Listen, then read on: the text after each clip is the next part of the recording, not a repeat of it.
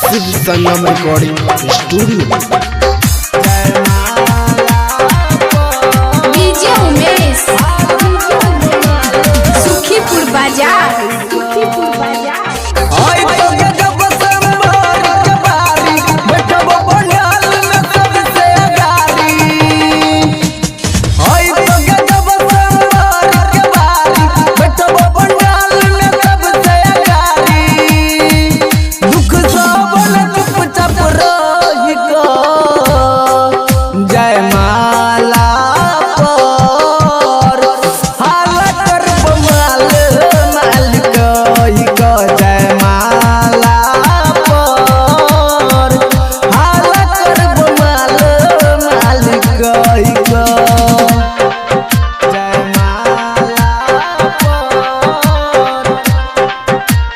Umesh Music.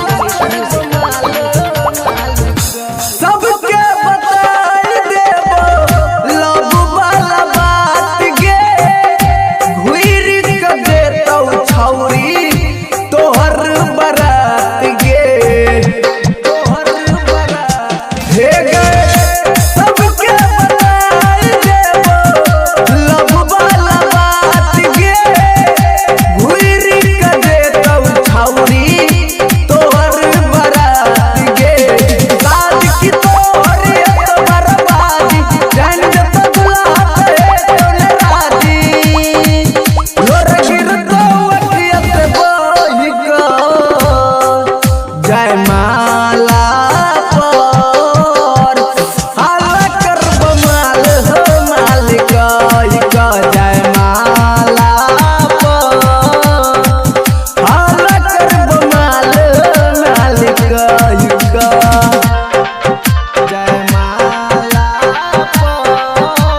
Shiv Sangam recording Umesh Music.